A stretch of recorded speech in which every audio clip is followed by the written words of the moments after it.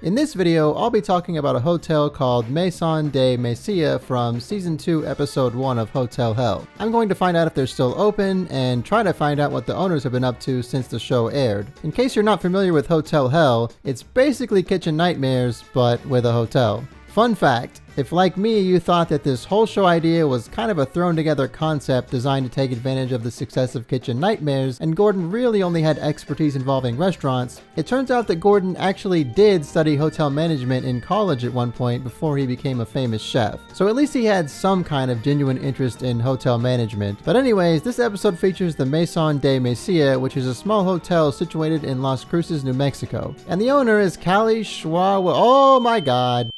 Hold on one second, there we go. So Callie's whole thing is wearing very bright colors. She bought the hotel in 2006 and remodeled it to have a Tuscan Italian kind of theme. And she also used to be an aspiring singer, but I guess her career kind of stalled and she switched to being a hotelier instead. But apparently Callie hasn't totally given up on her dream because she put in not one, but 3 different stages at different places in the hotel, so she can sing no matter where the guests are. We get a clip of her doing a cover of the hit Sher song, If I Could Turn Back Time, and it's not the worst singing I've ever heard, but to me it sounds like someone doing an impression of Cher. But what the hell do I know? I'm not a singing coach. Also, I don't like that song. I also want to mention that there are what looks like 3 different times in this episode where Callie sings to customers, and every single performance is If I Could Turn Back Time. I don't know if she was only doing that song because it's the only song she could do that Fox had the rights to use, or if she just really likes that song, but if you like Cher covers, then this is your episode.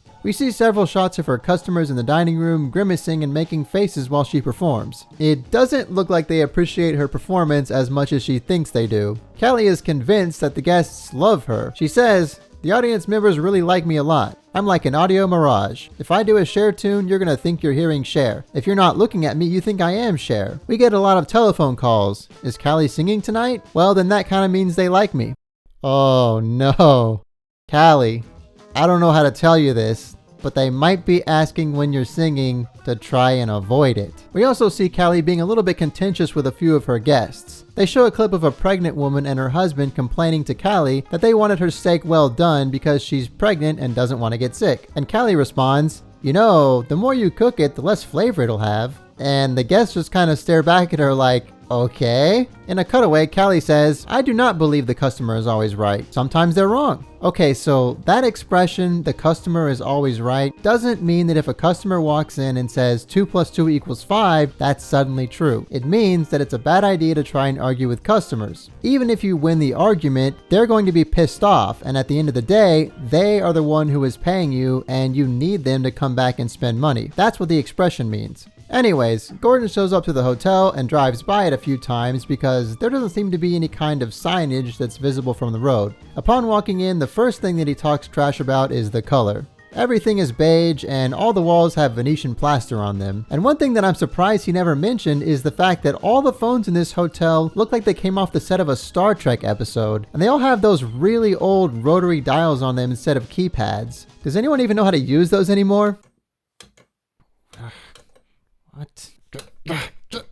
The second thing that Gordon is annoyed by is the fact that the lady at the check-in desk says he has to sign a waiver before he can check into his room. It's not clear exactly what the waiver says, but it's explained that it's to protect the hotel in case a guest damages their room. Callie, the owner, later explains that in the past, some people had thrown red wine on her Venetian plaster and she wanted to charge them for it. But Gordon is having none of that shit. He rips up that waiver like Hiroyuki tearing up Erlena's birthday invitation and hands it back to her. Then Gordon meets Callie in person and she gives him a brief tour of the hotel. He seems a little confused about the fact that there are 3 different stages for singing, and he also points out that the pool is really nasty and dirty. They then sit down together and Gordon asks Callie why she thinks the hotel is failing. She answers, "Well, we don't have enough customers." Every time. Why does every owner say some shit like that? I'm sorry, but that's like if a plane started going out of control and crashing and they told air traffic control, "We're crashing." And air traffic control said, "Why? What's wrong?" And they answered, "Well, we're heading toward the ground."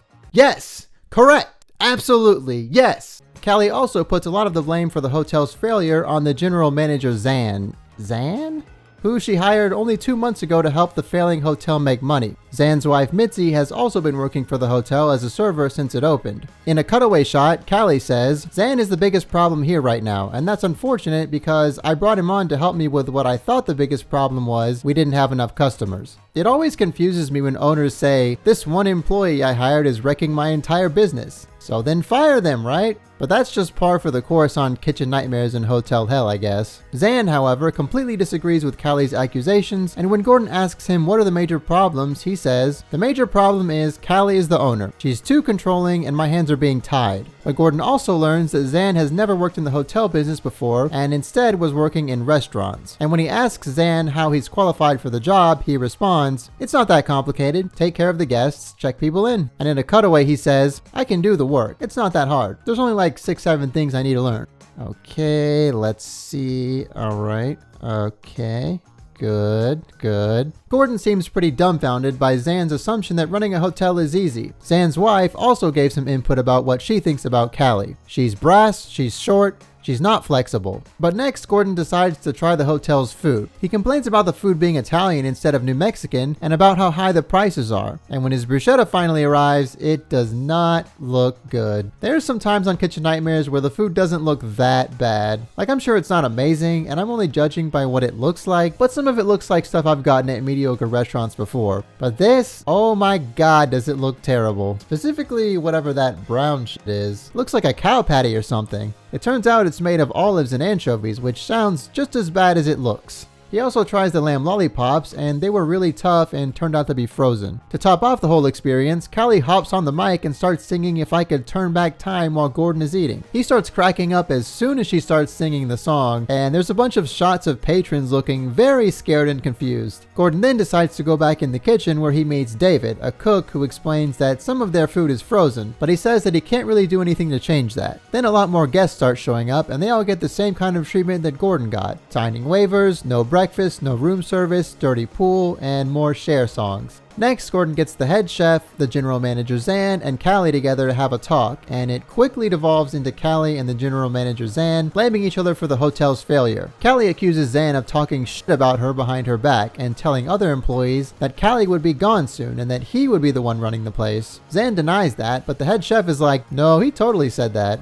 Gordon turns to Zan and says, "If you were the owner, what would you do?" And Zan says, "I would fire that person that badmouthed me." And then there's an awkward silence for several seconds, and finally Callie says, "You're fired," somewhat reluctantly. This scene is heavily edited and there are a bunch of cuts, but the way it's put together makes it look like Gordon strongly suggested that Zan should be let go. He asked Zan, "What would you do?" And after he answered, Gordon just sat there in silence as if to wait for Callie to follow through with it. I'm not trying to say that's necessarily wrong or anything, but it's interesting that there's only a few times in Kitchen Nightmares / Hotel Hell where Gordon nudges an owner towards firing a specific person, and even fewer times where he outright tells them to fire someone. But when Zan's wife, who again works at the hotel as a server, hears about Zan's firing, she's pissed. She also quits, and the two of them storm off after talking some shit in a cutaway shot. The next day, Gordon decides to go check out the pool. He's wearing a Speedo, which is no doubt the result of some lost bet, and even though the pool comes with a free candy bar, he changes his mind after seeing it and doesn't even get in the water. Next, Gordon heads over to a local farmer's market where David, the cook from earlier, runs his own food truck with Mexican cuisine, and why does that kid have a banana on its head? He tries David's food and says it's really good, specifically mentioning that it's better than the hotel's food. But next is the part of the show where Gordon has previous guests tell the hotel owner directly to their face what sucks about their hotel. They complain about all the stuff we've already seen: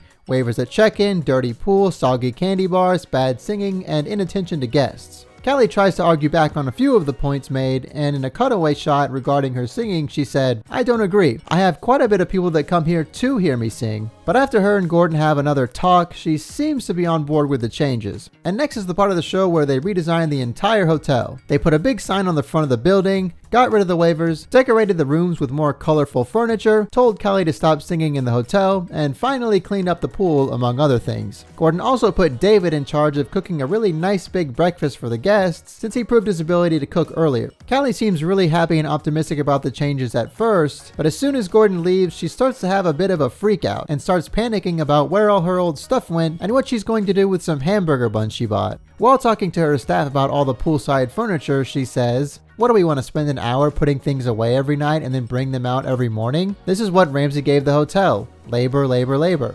You bought yourself a hotel to run, but you don't want to do work? The staff gives her looks like, bro, really? And she eventually storms off and starts trying to find her old junk. And then she runs into Gordon, who isn't happy about her apparent ingratitude. He takes her out to the dumpster where her junk is and gives her an ultimatum. Either put this junk back in the hotel and lose the nice new stuff, or embrace the change and let the old stuff go. Callie finally agrees to accept the changes. And lastly, they have a one-on-one chat where Gordon reasserts that she has to stick to the changes and she needs to stop singing. And she mostly seems to agree to it. Gordon also puts her in contact with an expert on innkeeping to help give her advice. And lastly, we see lots of guests seeming to enjoy the new revamped hotel. And that's how the episode ends. So did they manage to stay open? Did Callie finally give up on singing in the hotel? Well, the first thing that I discovered is that there was more to the beginnings of the Meson De Mesilla than was told in the episode. I managed to find a YouTube video talking about it on the Las Cruces Sun News YouTube channel from 2013. The episode aired on July 21st, 2014, and based on what she says in the video, this was from before they had even filmed the episode. The video has Callie doing a voiceover explaining what the hotel has to offer and talking about how she came to own it. She says, I came to Las Cruces in 2006 and purchased the hotel. It took 14 months to have it renovated, 2 contractors. After that I had it open as a jazz club. We did a dinner club. Very, very good food, but pretty pricey. And then my chef wanted to purchase it.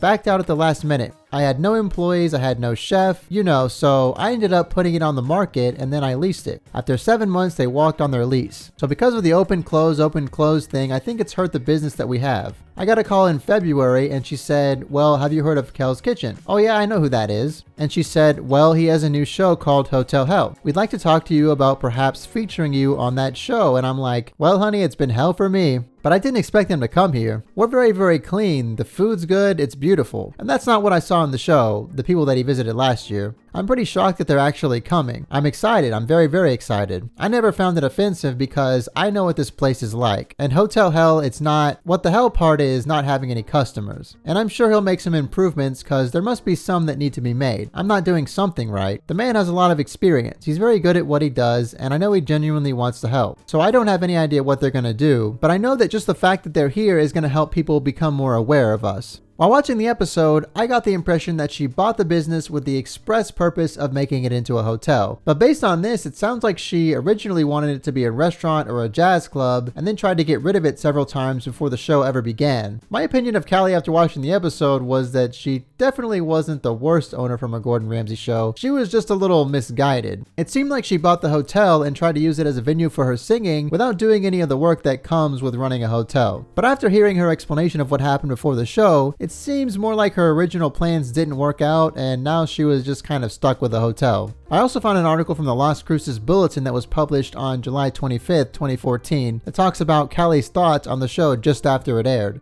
Ever since, she said, the phones have been ringing off the hook and the callers on the other end of the line have strong opinions to share. I'm literally getting calls from people who've never been to New Mexico, who've never been to the hotel and never heard me sing, Schwawinski said. People will call and ask about the rooms and the prices and then ask if I still sing. I'm also getting positive calls, don't get me wrong, Schwawinski said. The show has already brought people through the door. Business is double what it normally is on a Tuesday, she said. So clearly the show did result in a boost in customers, at least temporarily. But was she able to make it work and keep the hotel running long term? Well, the next thing I found is an article from the Las Cruces Sun News from February of 2016. The article says, more change is coming to what was once Meson De Mesilla, which will, again, undergo a change. Owner Callie Schwawinski is bringing in a new silent partner on a 50-50 split to open New Mexico Grill and Bar on Saturday at the 1803 Avenida de Mesilla location. The attached hotel will remain a separate entity under Schwawinski's ownership. The New Mexico Grill and Bar concept, she hopes, will be successful enough to begin franchising the restaurant or opening other restaurants in the chain throughout the region. I think we need to see how it does here, Schwawinski said. This is a pretty rough market for us because people thought it was an expensive place. In the last 5 years, it hasn't been. We wanted to see how it would do here and take a look at the end of the year. If it does as well as we think it could do, we could expand to other locations next year. Really, when that man was here, he didn't do anything I could keep, she said. Almost every place he has gone to is closed, and I didn't, praise God. This will be reincarnation 3 for me. The business, which Schwawinski has had in continuous operation for 5 years, will feature new menu items designed by Chef James Kelsey, who has been on board for about a year.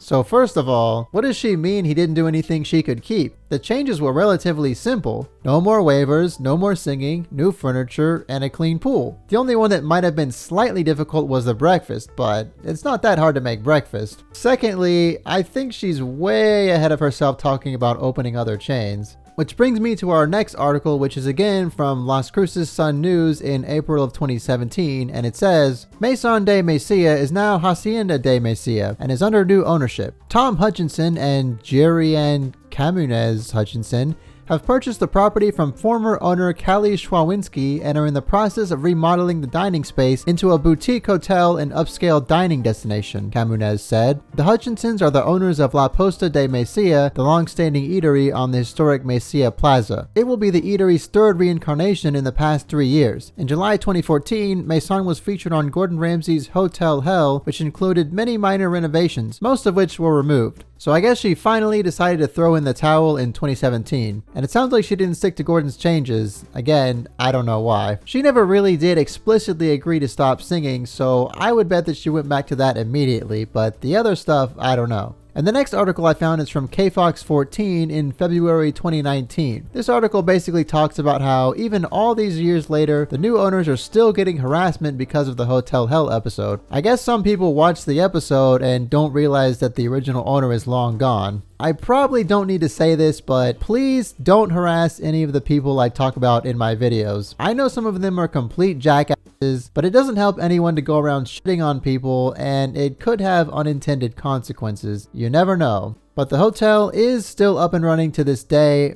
and here we can see it on Google Maps. For some reason they made the sign smaller. But next I want to take a look at some of the reviews from when Callie still owned the hotel and see what people thought about it. The hotel itself has 3.7 out of 5 stars on Expedia.com, 3.5 out of 5 stars on TripAdvisor.com, and 3.5 out of 5 stars on Hotels.com. So let's take a look at what some of the people are saying about it. Our first reviews are from TripAdvisor.com. The first one is from 2016, which is just before Callie sold the business, and it's a 1-star review. They said, "Do not stay here. 1. First 2 days, no hot water, and no one cared. 2. Day 3, no maid service and reused towels from the day before. 3. No fitted sheets. 4. We paid for a queen and got a full bed, which they claim is a queen. 5. Our room had a door leading outside to the patio. The lock did not work. 6. When we checked in, there were no other guests, and clerk argued with us if we were able to get a room because our reservation started the next day. 7. Rude workers. 8. We asked to speak to the owner, and she didn't bother calling. 9. It was an imposition to get them to serve us coffee." The next review is a 3-star from 2016 that says, "I wanted to like the Hotel Mesilla more than I actually did. The good and bad reviews all make legitimate points about the place. If you want an alternative to the big corporate franchise hotels, it's not a bad choice. The AC in the rooms are very nice units and quiet. The hot water took a long time. There was a little bit of noise from outside, but not bad. The worst thing is that my room was never cleaned the day I was there. In addition to being small, there was a shortage of charging stations for electronics. The bed was plenty comfy. One thing I really liked was the cooked to order breakfast. There are 3 entrees to choose from included in the room rate. Much better than the instant egg and make your own waffles down the street." So I guess they did end up continuing to make breakfast for the guests at least. The next review is from October of 2016 and it's 1 star. It says, "My husband and I stayed at the Hotel Mesilla. We were apparently the only ones there for soon to be obvious reasons. Rude, unpleasant check-in. We had booked a queen veranda room. Awful. It was right over the kitchen area and we could not even hear the tiny TV over the noise till after 10. It was dark and the smell was horrible. When my husband asked a front desk person about it, was told it was the pipes at the end of the hotel. Really?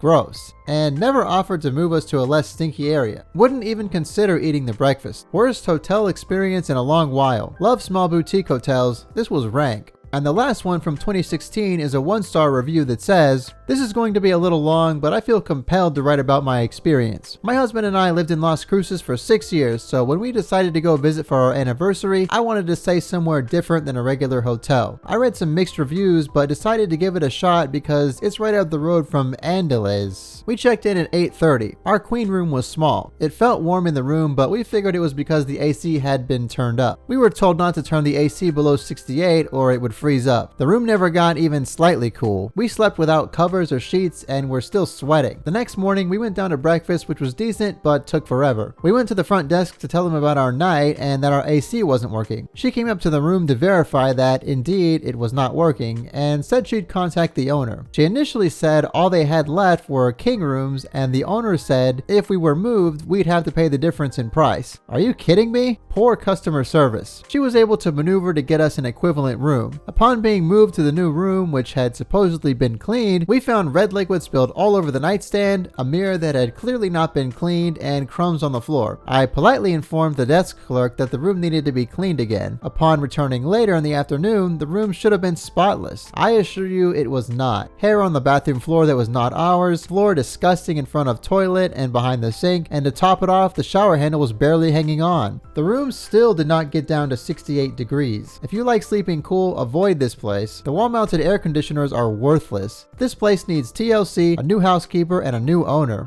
I also wanted to take a look at a few reviews from before the show aired to see if people's opinions may have changed based on that. And I found these two from 2012 that made me laugh. The first one says, terrible music. And then immediately after, the second one says, great music. The first one reads, terrible music. Left another review and it mysteriously disappeared. The music at this place is terrible, and I do not recommend supporting a business that irritates its neighbors like this place does. Their response to the noise pollution is that they don't have to be quiet. And the second one says, great music. Not sure what music the other reviewer heard, but my wife and I have been several times recently, and the jazz, pop, and country vocals by Callie are terrific. Easily the best vocals available in Las Cruces, and certainly not irritation to the neighbors, especially since there are no neighbors within 200 yards. The food has been very good as well.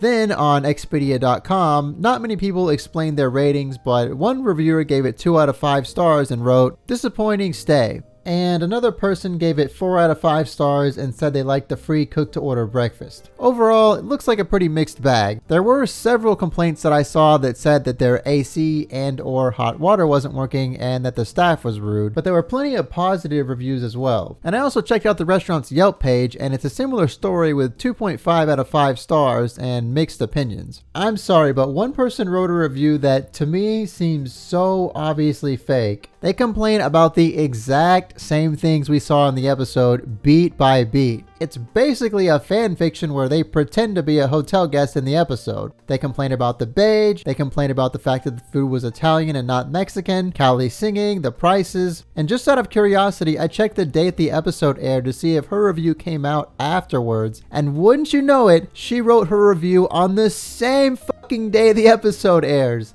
And almost all her other reviews are from Denver, Colorado. She's probably never even been to New Mexico. So I bet she literally watched the episode, got pissed, and said, fuck that lady, and wrote a fake review. Why do that? If you had a genuinely bad experience, then write about it. But don't just make up some shit because of something you saw on TV. And lastly, let's take a look at what the owners and staff have been up to since the episode aired. Surprisingly, I couldn't find anything out about Callie. In the episode, they said that she had had some kind of singing career in the past, but I couldn't find anything about it. At all. I know it was probably a while ago, but there should be at least something, some mention of her somewhere or something. My only guess is that her career was not very successful. She must have just been doing local performances or something and not recording any of her own stuff. I also tried to find out about David the cook who had a food truck, since he seemed like a pretty cool guy in the episode, and there wasn't really any info on him either. But I did find out what Zan, the manager that was fired, has been up to. I found his Facebook page, and it says that he works as a general manager at Tag Burger Bar in Denver, Colorado. But unfortunately, if we take a look at Tag Burger Bar's Facebook page, they just put out a post on November of 2021 saying that they closed, probably due to the you-know-what. So hey, if you have a business in Colorado,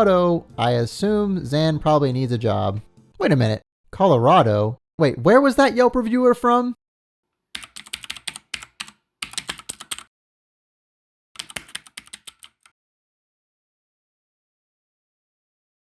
No. Okay, let's not jump to any conclusions here. I'm sure it's just a coincidence. Anyways, that's the story. Kelly kept the hotel running until 2016 and then decided to sell it. And it's still running to this day under different ownership. And it seems to be doing a lot better. So I guess that's all for this video. Thank you so much for watching all the way to the end. If you liked the video, please consider liking and subscribing, and hopefully I will see you in the next one.